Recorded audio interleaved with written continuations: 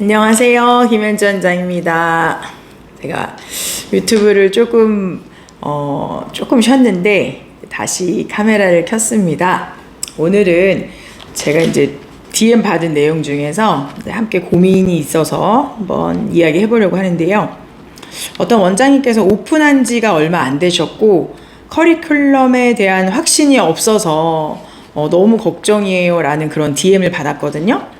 그래서 이거는 굉장히 제가 받는 DM 중에서 커리큘럼에 대한 그 고민이 되게 많으시거든요. 어떤 교재 쓰세요? 어떻게 하세요?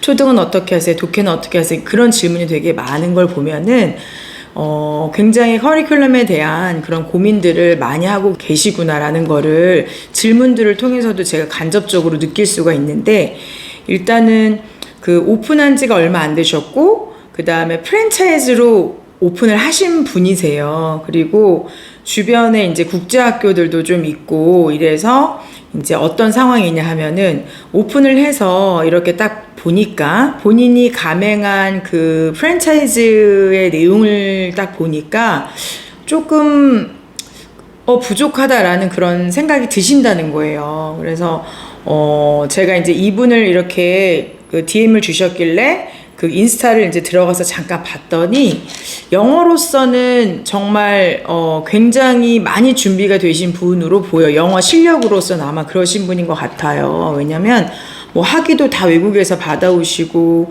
아마도 뭐 티칭 경력도 당연히 있으실 거라고 생각이 들고, 그래서 이미 준비가 많이 되신 분이 아닐까 하는데, 오픈할 때 아무래도 이제 좀 가맹을 해서 이렇게 해야 되겠다라고 판단을 하신 것 같아요.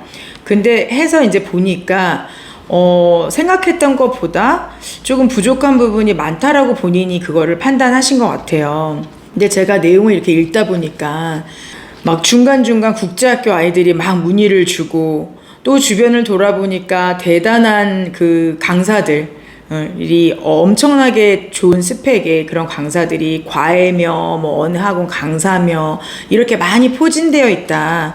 그런데 내가 이 프로그램을 가지고 이거를 잘 할 수 있을까? 너무 부족해 보이는데 어떡하지? 라는 그런 걱정을 하시는 것 같더라고요. 근데 이분이 분명히 영어로서 영어 자체의 실력은 아마 이렇게 뛰어나신 분이 아닐까라는 생각을 하거든요. 근데 제가 드리고 싶은 말씀은 뭐냐면, 선생님이 지금 일반 학교의 학생들도 오고 있고 중간중간 막 국제학교 아이들이 문의를 하고 이러니까 이 타겟 학생층 자체에서 벌써 좀 혼란이 오고 있는 거 아닐까 싶어요. 그래서 왜냐면 제가 있는 지역도 멀지 않은 곳에 국제학교가 있거든요. 그래서 있는데 그런 학교 아이들이 문의를 주고 뭐 조금 있다가 몇 년 후에 외국에 나갈 거예요. 뭐 리턴이도 가끔 오고 이제 그런 것들이 있는데 저는 그런 친구들을 전혀 이렇게 내 학생으로 막 끌어와야지 이런 생각을 사실 하지 않았던 게 왜 그러냐면은 제 주요 타겟 학생은 일반 학교 학생들이거든요. 그래서 그거에 맞게 커리큘럼이 짜여져 있어요. 그럼 국제학교나 사립학교를 예를 들면은 이미 학교에서 영어 노출량이 엄청나다는 거예요. 그래서 사립학교를 다니는 애들이 여기 일반 이제 제 커리큘럼에 와가지고 코र्스북을 하거나 그러면 뭐가 맞지 않는 거거든요. 그러면 사립학교 아이들이 많이 몰려와야 되는데 그런 아이들은 그렇게 많지가 않거든요. 포지션 자체가.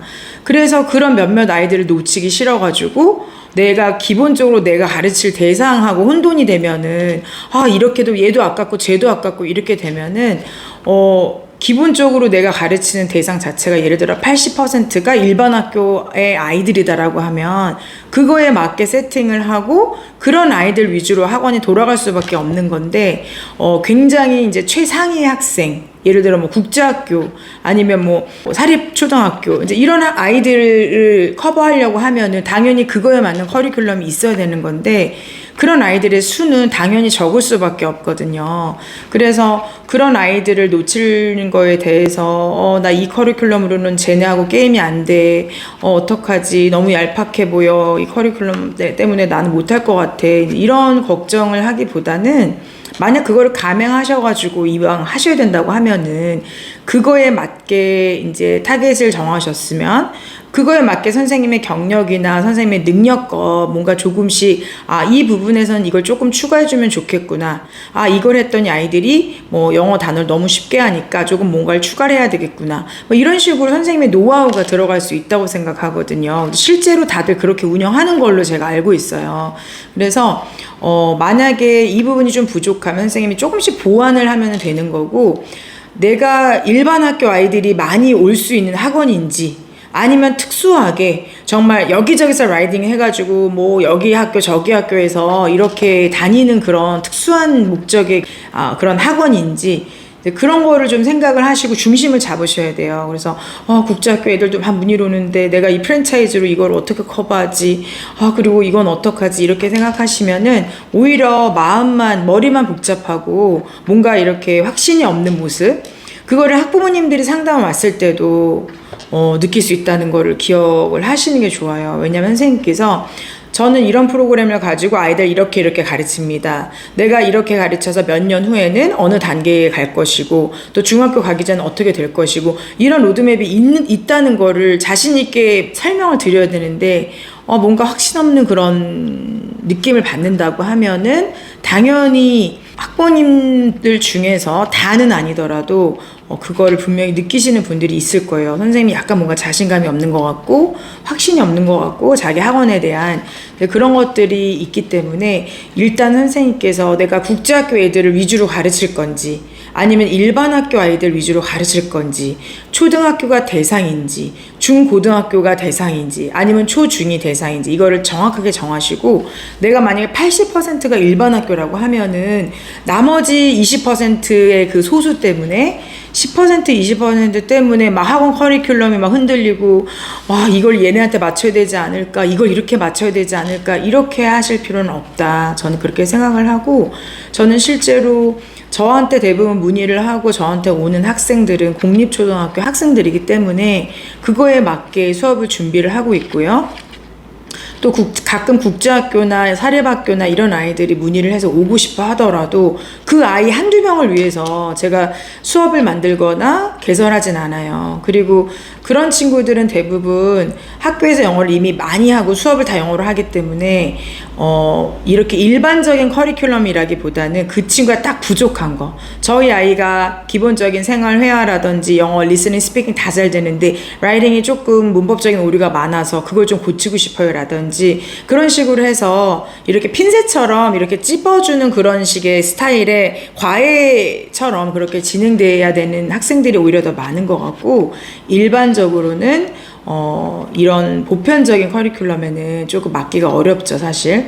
그래서 조금 선생님께서 어떡하지, 난 확신이 없어, 이런 생각으로 힘들어 하시기보다는 어차피 모든 분들이 아무리 대단한 스펙과 학력을 가졌다 하더라도 현장에서 필드에서 내가 만든 커리큘럼이나 내가 운영하는 원장으로서 그렇게 해야 될 때는 완전히 제로로 세팅을 해야 될 거예요, 마음가짐을. 그래서 나 많이 가르쳐봤다, 나 여기서도 이랬고 저기서도 이랬다, 이런 생각하고 내가 이걸 운영을 하면서 내가 완전 선장이 돼가지고 아이들을 쫙, 어머니하고 아이들을 쫙 이끌어가야 되는 그런 배에 정말 선장이 된 거예요. 그렇기 때문에 확신이 없이 이렇게 하기보다는 선생님께서 어차피 시행착오는 겪을 수밖에 없거든요. 그 확신을 남이 줄 수는 없거든요. 그래서 내가 이 교재를 가지고 이런 방식으로 얘네들을 1년 2년 가르쳤더니 이 부분에 독보적으로 아이들 실력이 늘어나고 이 부분 조금 부족했네, 그럼 이 부분 보완해야지, 이런 것들이 선생님 나름대로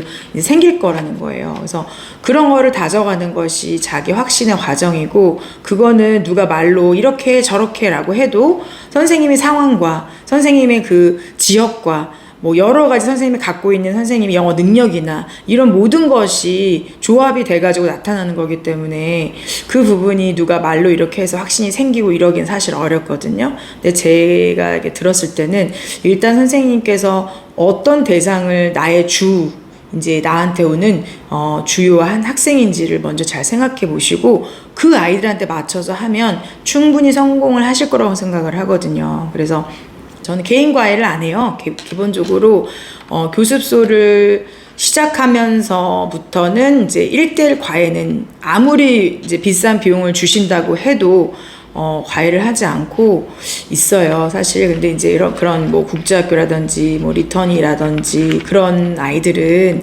사실 과외에 대한 그 수요가 많이 있거든요. 그래서 아이가 딱 그 부족한 딱 그 부분을 좀 했으면 좋겠고 이제 그런 것들이 있는데 제가 시간적으로나 이제 개인적으로는 이제 할 수가 없는 상황이어서 개인 과외를 하지 않기 때문에 뭐 그런 국제학교 아이들 뭐 사립초등학교 따로 이렇게 뭐 수업을 봐주거나 만들어야 되는 이제 그런 학생은 제 학생이라고 생각을 저는 안 하는 거예요, 사실은. 그래서 그런 타겟을 정확하게 정하시고 커리큘럼을 잡으시면은 지금처럼의 그런 불확실성과 또 이렇게 자신감이 떨어져서 나 뭐 국제학교 애들 뭐 가르치고 이런 것 때문에 힘들어하거나 그러진 않으실 것 같거든요. 그래서 일단 제 말씀 한번 참고해 보셔가지고 이미 뭐 훌륭한 실력을 갖추신 분이라고 보여지기 때문에 그 부분만 중심을 잡으시고 한 1년, 2년은 어쩔 수 없이 이렇게 조금씩 겪어갈 수밖에 없다. 이제 이렇게 생각하시면서 한 1, 2년 버텨보시면은 아마 탄탄한 본인만의 그런 노하우가 생기실 것 같습니다. 네. 화이팅 하세요!